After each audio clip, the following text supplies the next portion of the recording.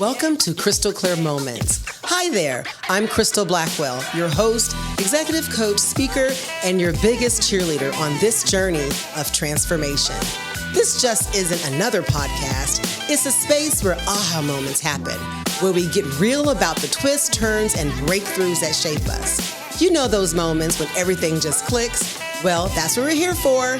Every episode, we dive into powerful conversations with inspiring leaders, change makers, and everyday warriors. We have faced challenges, embraced growth, and found clarity in chaos. We'll laugh, we'll learn, and we'll learn to leave every conversation a little wiser and a lot more empowered. So if you're ready for an eye-opening, inside, bold conversation and some serious motivation, you're in the right place. Let's get clear, let's get inspired, and let's make every moment count. This is Crystal Clear Moments, where one breakthrough can change everything. Let's dive in. Hello and welcome back, my Crystal Clear Moments friends. I have here Maggie Sanchez, CEO, Project Director, Strategic Advisor, and Angel Investor. Maggie is a successful Latinx global tech executive, social entrepreneur, and a civic leader with a multifaceted career driving innovation at Fortune 100 companies, Microsoft, IBM, and Vodafone. Let me tell you, it's nothing like a woman in tech, especially with the background that you have. I'm going to love to dig into your world and your perspective of supporting those organizations. And I know you were giving them some things to do, definitely giving them a to-do list, because that's what we do, right? That's right. We're innovative, we have ideas. She's also renowned for leading digital transformation and incubating new products from concept to market leadership. She is an angel investor, DEI advisor, and a mentor to entrepreneurs, which I know this relationship we're fostering. I'll talk a little bit about how we were connected. I think she's definitely going to help me in my path and my business as an entrepreneur. And a lot of things that you and I have in common just going to really not only enhance my relationship, but also our Crystal Clear Moment listeners are going to be able to glean from some of your diverse background, which is, I mean, I know we use diversity a lot for a lot of things, but I'm talking Miss Maggie here has a lot to offer. Thank you. She's definitely passionate about equity, capital, and generational wealth creation in diverse communities, which is so needed just to understand, like, what does that mean? You hear people saying generational wealth, but I don't know if they really understand what that means and how to gain it and how to position it so that it is generational. That's right. So I love to learn more about what that's going to do and help some of our listeners. Right now, it says she's working on a range of products in tech, venture capital, and entrepreneurial ecosystem. Leading a national program through Harvard Business School, Maggie is the host of a digital series, Pathways and Inclusive Entrepreneurship, focus on addressing the challenges faced by women and minority founders. Welcome to Crystal Clear Moments. Thank you for having me. I feel so honored. Thank you. I know, I love it. So we met, I just want to connect the dots for everyone because, relationships are real important. And the people that you know becomes your blueprint of who you are, your values, your reputation. So it's real important that, that you're connected with the right people because then they connect you to great people like yourself. So we both know John Fees, and I've had John on my show. He was my manager, actually my boss when he opened up his firm, which still exists, GradGuard. Yeah. And I came there and worked for him and sort of ran his operations there here in Phoenix and did some work for him in Boston. And I gleamed, and I've shared this, what I loved about John was he really was a servant leader. And we're talking a decade ago. This is, it's been some time, maybe even more so than a decade ago. And at that point, I intentionally wanted to work for him because I knew I was going to launch my business. And I saw corporate America lead, but I wanted to see what an entrepreneur, a small business, how they led and the difference. And John was completely different. Oh, interesting. Very inclusive, very respectful. Everyone felt seen and valued in her. At least that was my experience. And, the entire time I felt like a student. And I used some of those practices that I learned from him, in my business now. So again, it's always good to put yourself in a situation where you're learning from people and being open to it. So he said, Crystal, I need you to meet someone. And when John said that, I was like, okay, I'm not going to say no to that. He goes, I need you to meet someone. So he did a connect for us. Yes, he did. And we talked so much. You and I were both like, we probably should get off the phone because we had meetings back to back and we just really chopped it up. And I really enjoyed it. Thank you. Thank you for being here. Thank you. Yes. Thank you. It's like I said, it's a real privilege and, relationships and learning from others and imparting that knowledge and growing the community with that knowledge is so important. So I'm really delighted to be here to share my journey and to continue to inspire others to achieve their greatest potential. I know it's some kind of buzzword, but it's not. It's something you live. It's something you become. And that's what I've been able to do. Good. So let's go back in time. I love hearing people's journey because I think to me that's the story that we want to tell. When did you know, being a Latinx woman, that you wanted to empower other women and in the entrepreneurial space? Yeah, no, absolutely. I think that it started with wanting to empower myself. Ooh. Right? Because it's really hard to lift others if you are not grounded in who you are and what you offer and being able to help shape that path for others. So in terms of a significant Crystal moment in my life, it actually goes back to childhood. And Crystal, so much goes back to childhood. I agree. And so few of us really spend the time to revisit those moments. And those moments have such a huge influence on our potential, I believe. So for me, I was born and raised in Milwaukee, Wisconsin, modest neighborhood, working class, hardworking families, very ethnic, Hispanic, Black, Polish, Italian, German. And what was so remarkable is that even though our ethnicities were differently, we coexisted in tremendous harmony. Wow. And just, played games that spilled over from one yard to another. And it was just an amazing experience. At the same time, I knew that we were on the wrong side of the tracks, quote unquote, and that there was another life outside the life of our neighborhood. And the first Crystal moment for me happened in our yard under the chestnut tree. There was a big chestnut tree that sat on a small hill of our yard, and it had cascading arms, and I was really into nature. And I respected the script I was born into. We're all born into a script. That's the one thing I want to highlight. We're all born into a script. And that script is your social class, cultural norms, identity, tradition. For women, oftentimes, it's marriage, kids. We're taught that it's about a respectable career, and we're conditioned. And for me, it was, I loved my family. I loved my aunts, my uncles, my mom, but I wanted a bigger life. I wanted to see the world. And I had the strength to reimagine a life that would be global, and I knew education would be the greatest equalizer for me.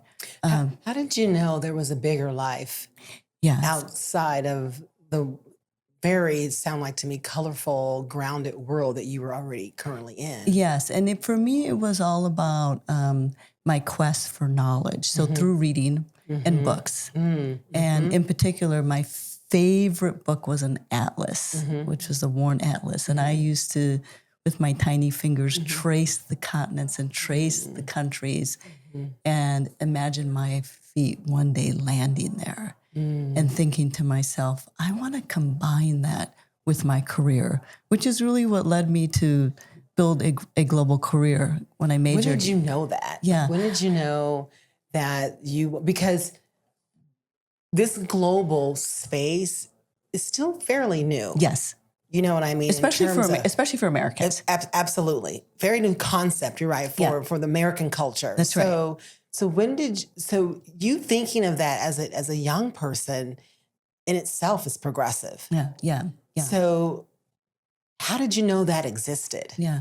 And I knew that it existed through books. And I can't emphasize enough the power of really reading and knowledge, because it's really hard to expand our world if we're not taking in different contexts to understand what's available and what's out there. So for me, it was through books. It was through reading. It was through my atlas. It was through stories outside of my little world and wanting to reach those stories and narrate and create my own story. And so I didn't know anything really about a global career. Clearly, I didn't know anything about IBM or Microsoft, which didn't even exist at the time. But what I knew is that there was a life outside of the life the script that I was born into, and that I wanted to design mine based on my happiness. And when I thought about traveling around the world or working around the world, it created joy. So I connected to my joy as my guiding light, not the tradition, not the convention, but my joy as the guiding light. And too many people, Crystal, wait until their life unravels to find joy. Exactly. And then they kind of try to, put the pieces together and create joy and honor self-love. Right. And so I think from an early age, I connected to these principles and concepts without even knowing what they were. Right. You know what? I love what you're saying. I think our generation, our current generation, especially Generation Z, the Gen Zs get just what you're saying. That's right. That they're creating their life through their joy. That's right. And which means we did something in terms of changing the landscape or the mindset of it. So you saying that, and like you said, you just knew that you wanted something else.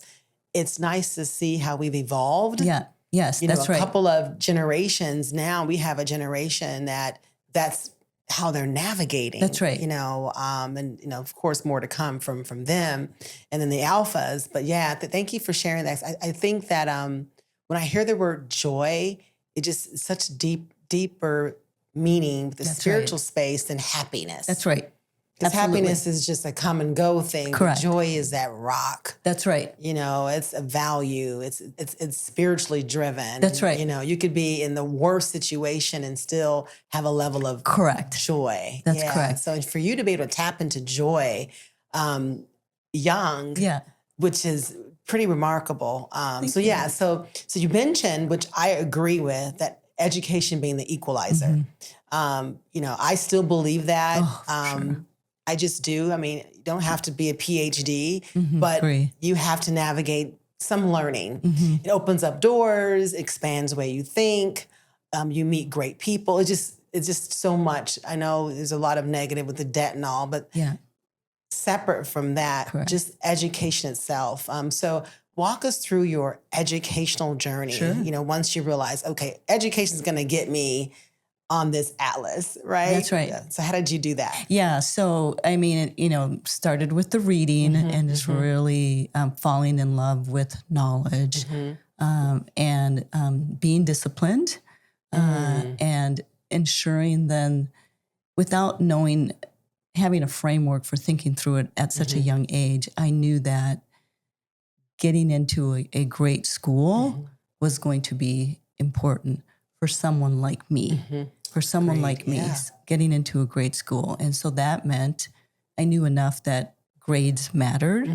And so that meant, outperforming at school. And so I did that. And I did it relatively easily, I would say, because it was something that I loved. When you love knowledge, and you value how it's making you grow, then it's really not effort. It really is about, it becomes a lifestyle, actually. And so I then chose McAllister College, which is a liberal arts school in the Midwest in Minnesota, because of its international reputation and curriculum. And so I said, okay, what do I want to do? Who do I want to be when I grow up? I didn't really know, to be frank, but I knew the international piece would be core. And so one of my majors is in international relations. I have a major in economic studies.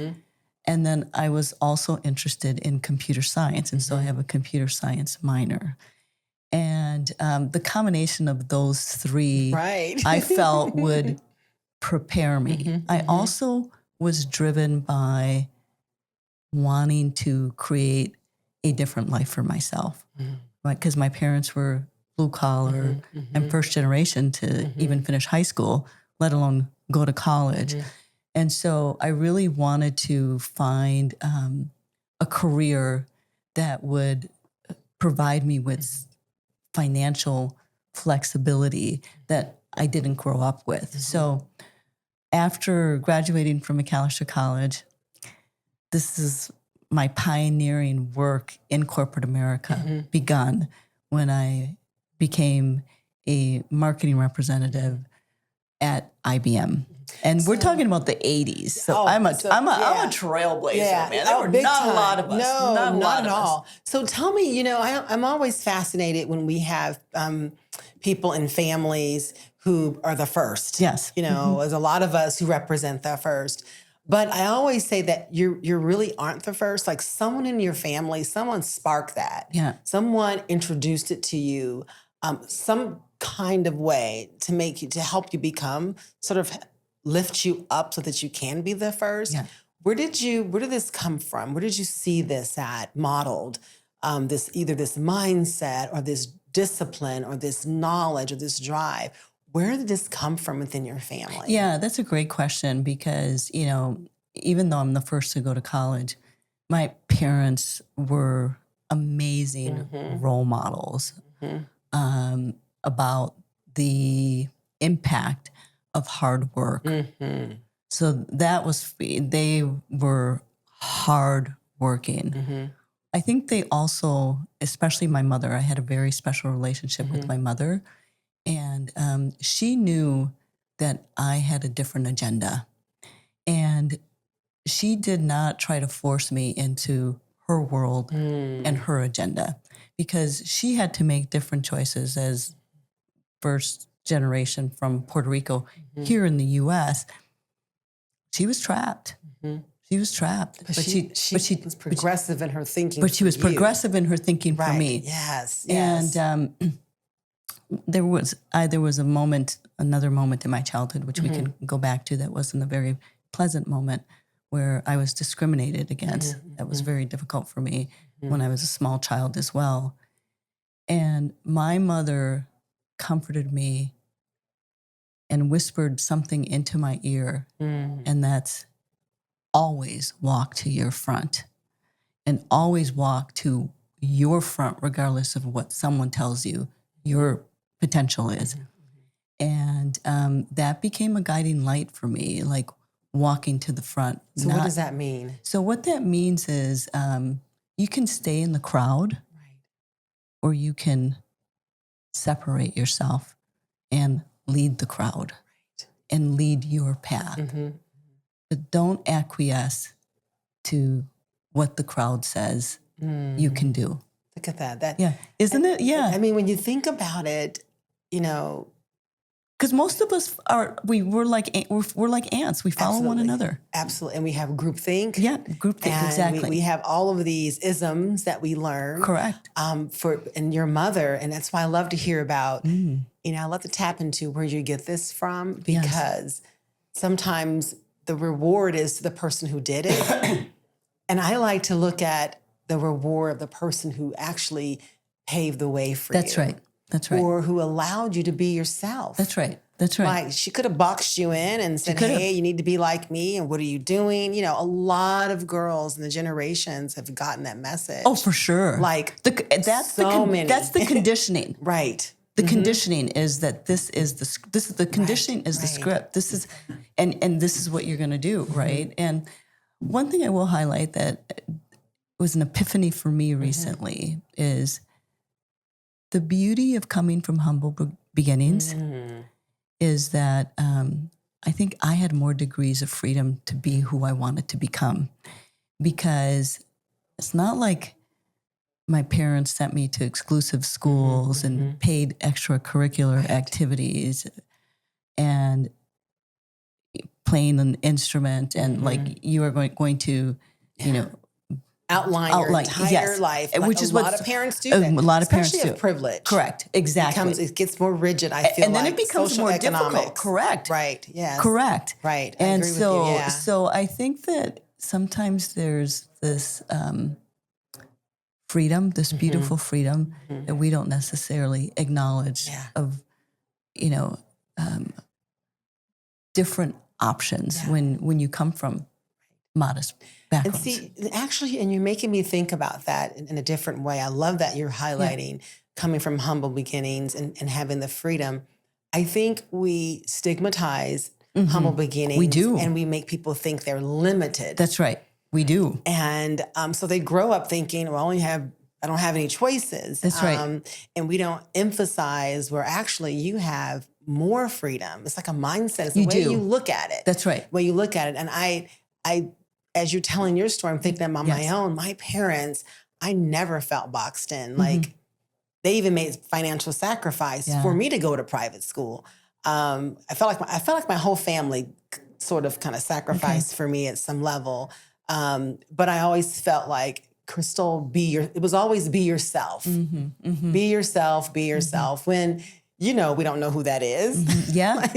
like, what is that? What is myself? But I heard that a lot. So I like that we're talking about humility, humble beginnings. Correct. As it can almost be your strength. It is. It's your perspective, because no one's expecting, it's like a superpower. No one's expecting you. No one. You're almost coming, like your mom said, you can get out front. No one's going to even notice that, because their agenda is pretty much laid out. That's and you can just slip right on through. No one's noticing it. It's the power of the underdog. Yeah. Yes, Really, I know. right? I know. So you go to college, and you are very mindful that you want to be in an international space. Yeah. Then you go there. So and you started working, you said at IBM. Deliberately, because International Business Machine. So I thought, okay, this is going to be like a launching pad. Correct.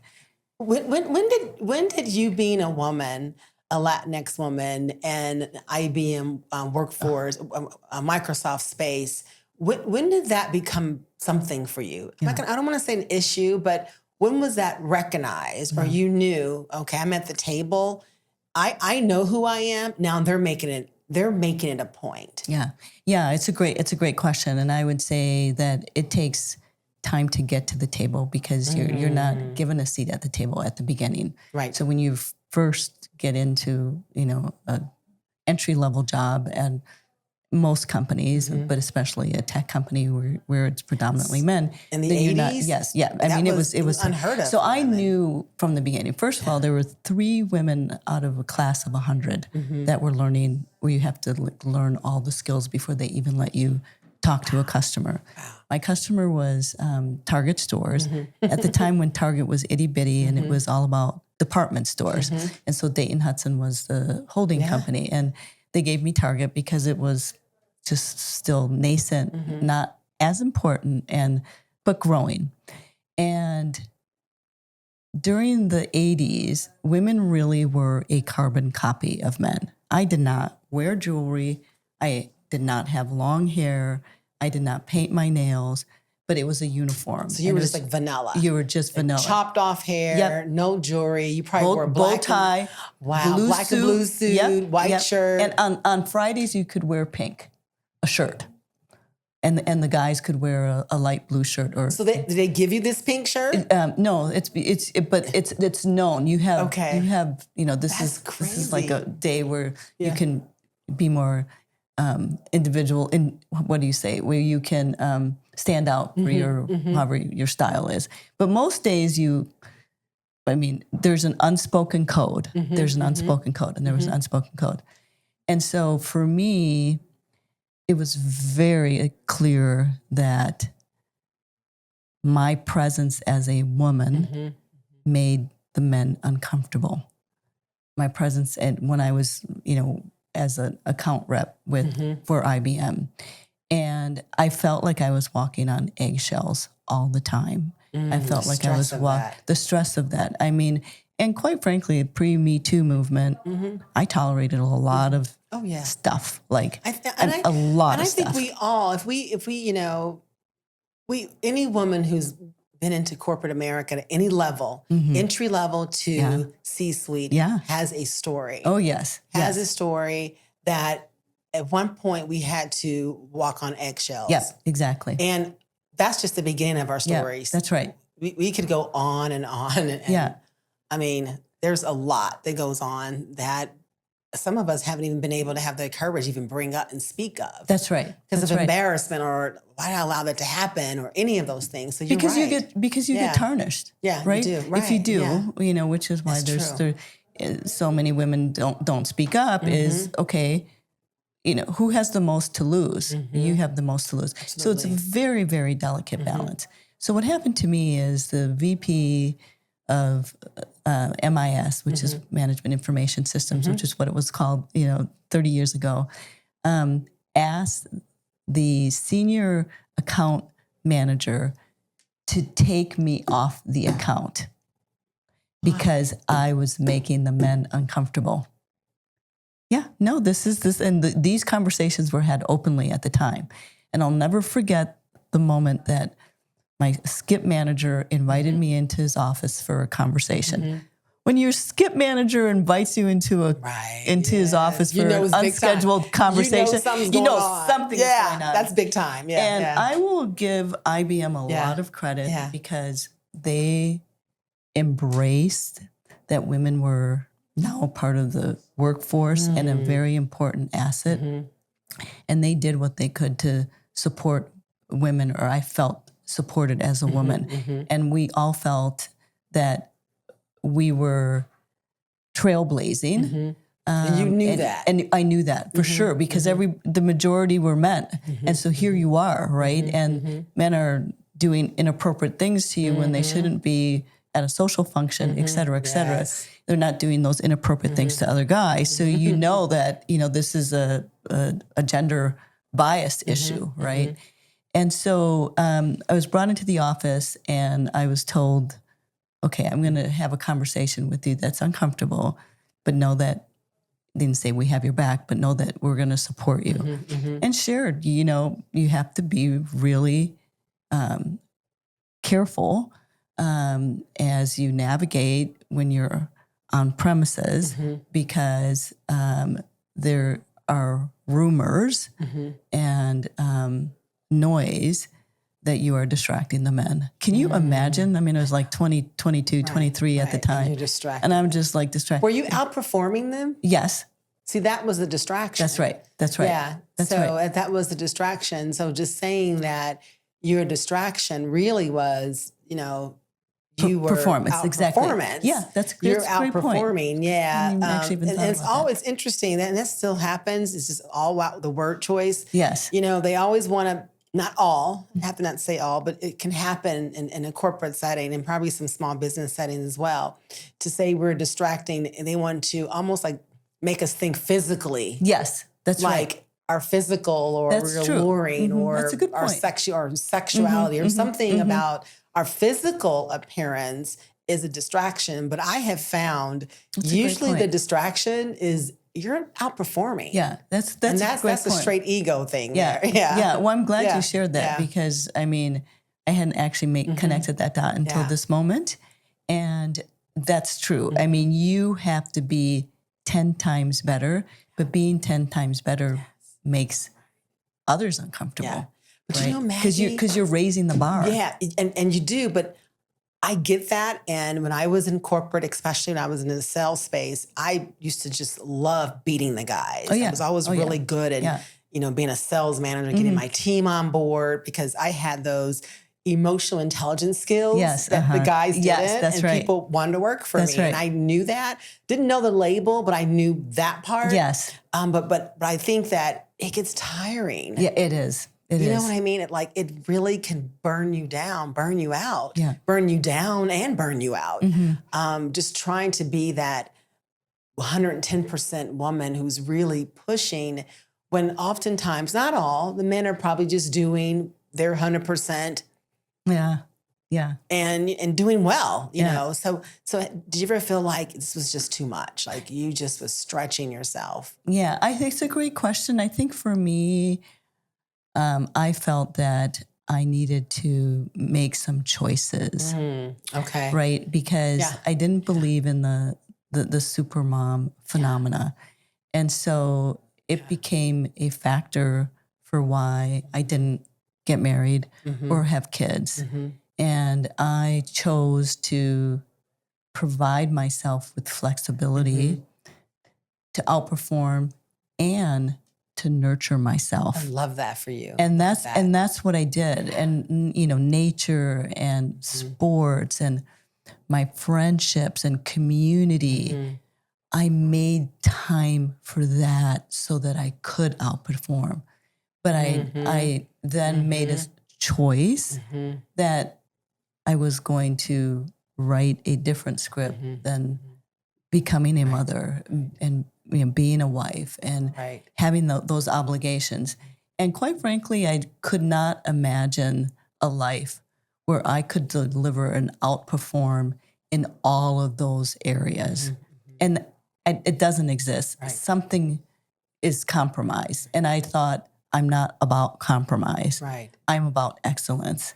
And I also, going back to those early childhood moments of tapping into joy, knew that would not bring me joy to not be performing at my best across all those different levels. Yeah. So we're going to pause here and come back. And I really want to talk about, again, how you were leading the way of making that choice of not pursuing motherhood and not pursuing the traditional family as a woman, when now it's become more common. But back then it wasn't. So when we come back, we're going to dive into that. Sounds good. Okay, you All bet. Right. Yeah.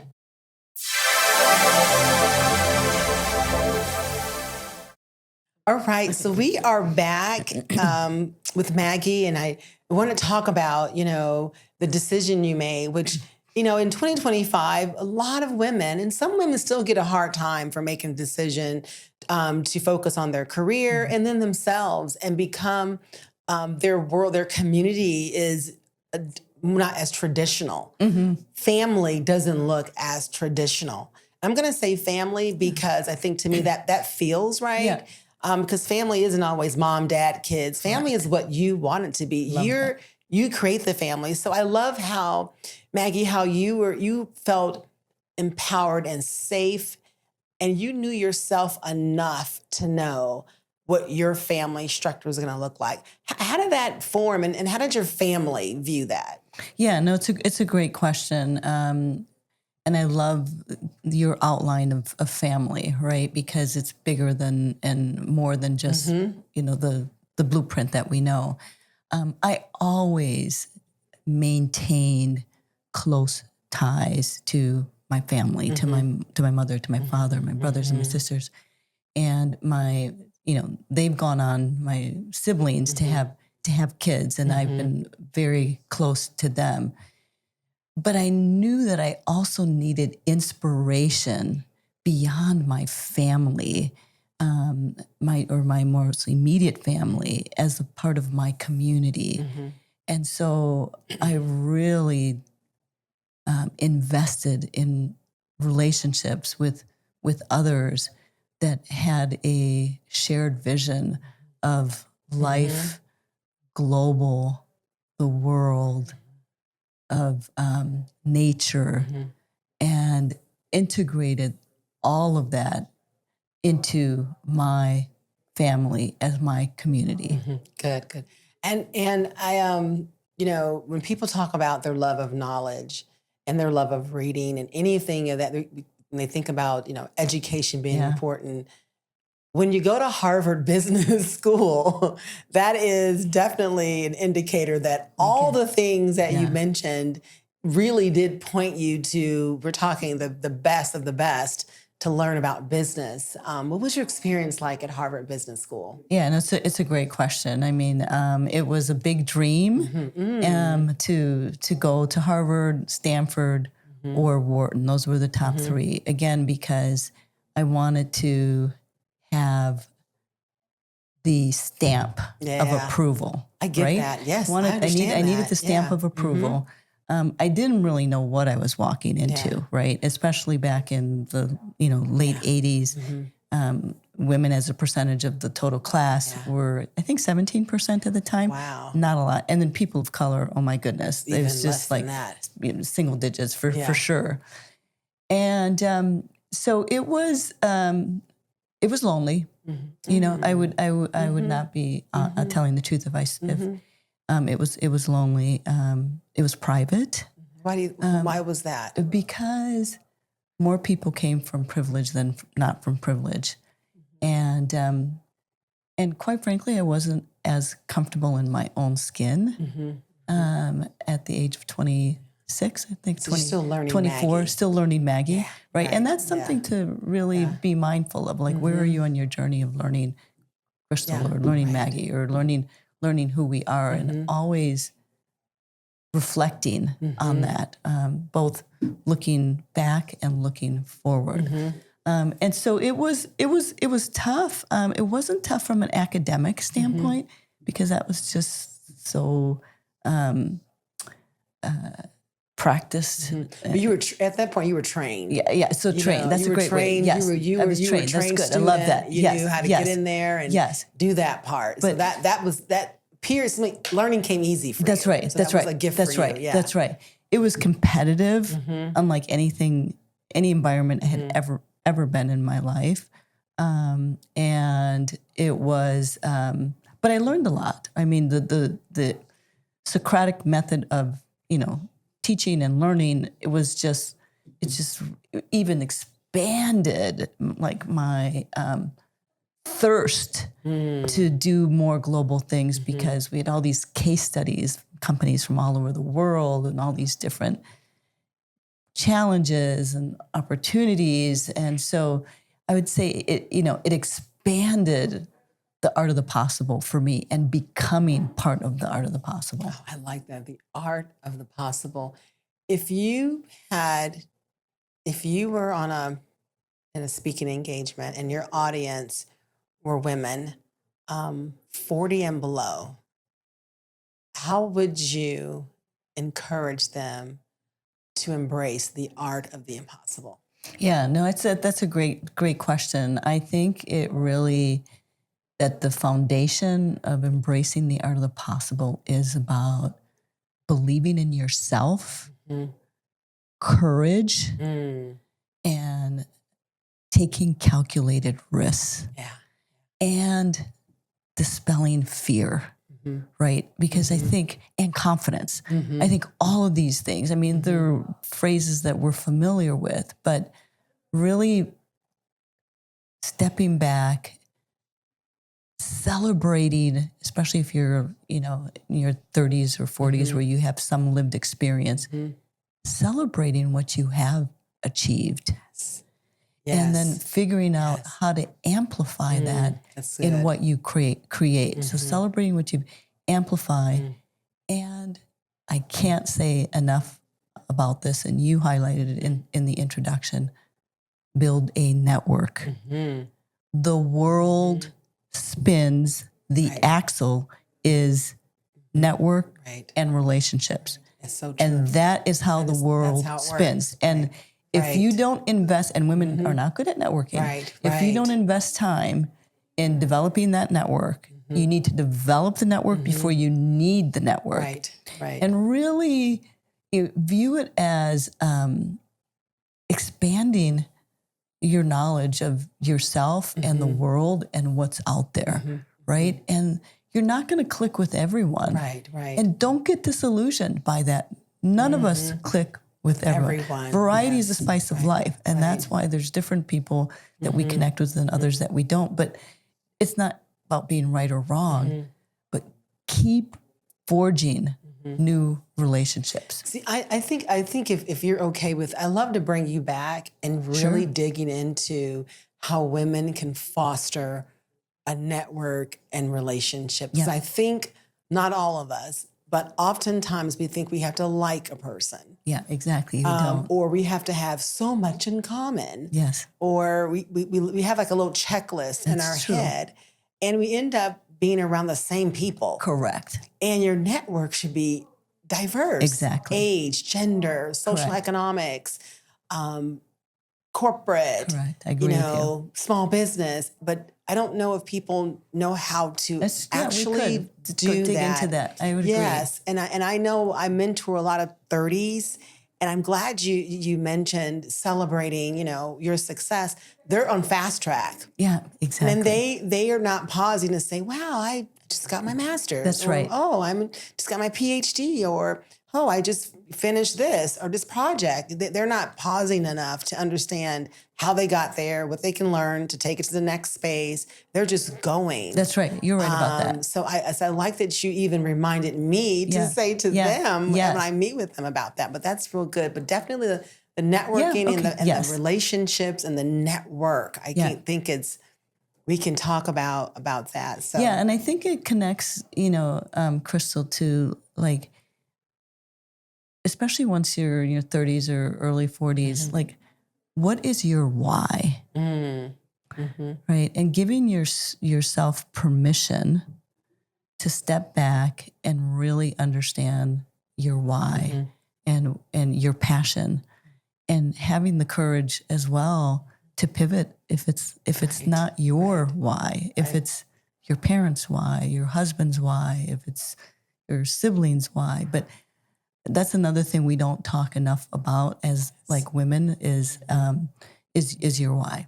Just another thing. That's good because sometimes our whys are forced on us. That's right. Absolutely. Or, as a kid, this is your why. You're going to get married, have kids, do this, do that. So your why it's almost taking up space. That's right. When no one gives you opportunity to say, so what is it? Or give you time to even cultivate it. That's right. Because it takes time, and why changes. That's right. Which is, I'm finding, at this age as a woman, I love that my why changes. Yes. So, and it's really lands into when before the podcast, you were talking about how your why is changing. Yes, that's right. And you're super excited about it and how things that you're working on. So what are some of the things, now we're post Me Too movement. Yeah. We've entered an era where diverse thinking, diverse in terms of bringing people together is not something as popular as being viewed differently. So it's in a very gray space. Oh, for sure. Where it's really sort of the core of success is having diverse minds and diverse solutions, diverse people, all of that, making people feel seen and being equitable and, valuing people's worth. We're now struggling with those areas in our country, understanding it and how to keep those alive, and respect them. So what are you doing in your space in this, you've tackled all the blue chip organizations, you've traveled the world. I think when you and I met, you'd been to all the continents, if I can recall. You told me except Arctic. one. Yes, except that's one. Right. Yes, I remember you told me that. Yeah. So back to that atlas, I can see a little girl finger. That's right. Kind of going around the atlas. It's funny. My youngest son, and we were just talking about that the other day, he and I, in his room, I love maps. Yeah. In his room, I put the world map on his wall. Oh, that's beautiful. He was about 2 or 3. So it stayed like forever. It stayed until he moved out. Like he stayed like out of high school or something. And he would put little Post-its as we would travel. Yeah. Oh, that's beautiful. Yeah. And just seeing that has made him like embrace the world. So he's been to different places. He loves to travel. And he says because the map. Because the map, He was able to see, where the different countries were, and he was able to understand, the world as a whole, not just his small city of Correct. Chandler, Arizona. That's right. Like he went global just in his mind. So when you talked about the Atlas, I thought about my son. Oh, that yeah. he talked about it just the other day. So the power of introducing Yes. global thinking as a child, not even being mindful of it. And Yeah. that's where we're at. So I love that. I mean, I do have one thing to say to that, Yeah. and it's really about a visual aid, right? So, and I think we need this in our life. Visual aids can be important because that visual aid of the map Yeah. imbued curiosity. Yeah, it definitely did. And without that visual aid, maybe it wouldn't have imbued curiosity in the same way. So Oh, yeah. I think visual aids around in our life, whether it's a Post-it note on the mirror or something on the I refrigerator, agree. Yes. reinforce what you want, channel it through through different energy, right? Definitely. So I so, agree. yeah, I agree with I that. think that's important. Let's see, what was the question that you Yeah, asked well, me? we're talking about like 20. Like now we're at 2025. Yes. Oh, yes. Okay. And where is Maggie? And Yes. we're at the end of the first 25 years, first quarter Yeah. of this 21st century. Yeah. I'm unbelievable. Unbelievable. But part of me is a little disappointed Yes. because we're still walking like it's 20th century. Mm-hmm. We're in the 21st century, first quarter of it, right? Yeah, And we're yeah. still activating in 20th century Yeah. principles and Yeah. thoughts. Yes. So that's a little concerning. So where do you see yourself now and as a future thinker, as someone who pours into women and who has a global perspective? Where do you see yourself and your impact in our world and our community? Yeah, it's a great question. So, as a woman in corporate America, I always practice something important, and that is leaving the ladder down for others. And so that is core to who I am because I believe in the talent, the diversity, the richness, and what women and people of color, the non-majority, have to contribute. So leaving the ladder down has always been kind of core to how I lead. At this stage of my life, where I have more freedom to pursue pursue opportunities that are about making a difference. And so it's about paying it forward. And so I spent time reflecting on what is my mission statement in life and what's going to guide where I invest my time, where I invest my money, and where I invest my talent. And for me, it's going to shift here momentarily, but it has been about empowering the next generation of innovators and leaders to shape a more inclusive world. I love that. And really, Crystal, and the work that I've been doing with my podcast and HBS, Pathways to Inclusive Entrepreneurship, my investments as a venture capitalist and limited partner in multiple funds, the Rising America Fund, the Active Aging and Longevity Fund, the Femtech Fund, all of those areas are marginalized. And it's like, how do we get more money into women and people of color? And helping women and people of color learn the venture capital vernacular and the playbook to participate in the innovation economy. You were highlighting earlier about generational wealth. Well, generational wealth is something where you can pass money on from what you were raised with to the next generation and the next generation. And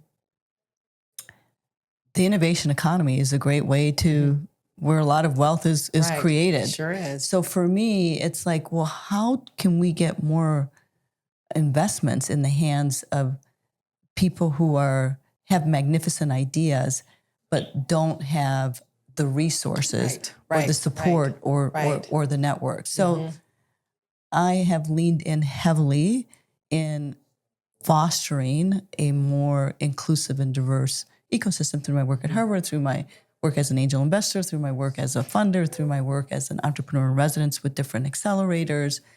And it has I have gleaned as much as I have given. That's good.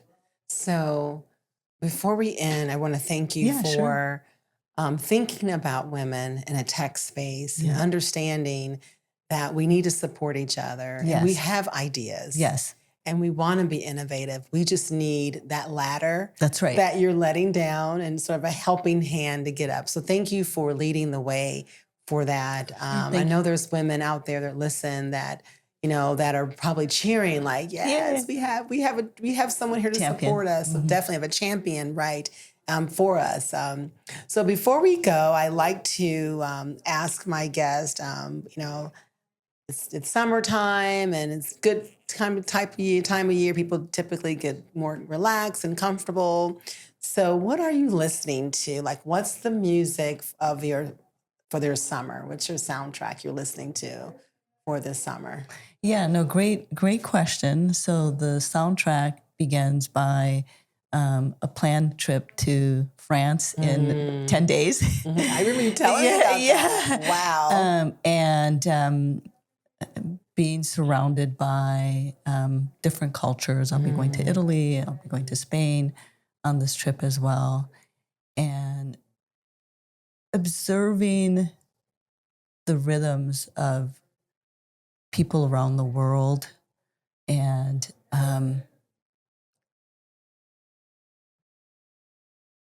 just really celebrating humanity everywhere. That's really, really beautiful. Right? Because it's and that's what happens. Like I go to France, I go to these different places, and it's humanity. It's people. It's people eating. It's walking their dog. It's raising their kids. It's arguing with their spouse. It's all these things, the beauty. And it's just, for me, weaves and reinforces how we are all part of the same race, the human race. Absolutely. So you promised me when you get back, I want to have coffee with you, or tea. Yes. So I want to hear what you saw. Yeah. Thank you. I know you're going to be taking in this space. Maggie, thank you so much for being my guest. I appreciate it. Pleasure. Thank you, everyone, for tuning in. Remember, you can capture crystal clear moments at YouTube. Go on the space bar, the search, put in crystal clear moments. Okay. All of my episodes will come up.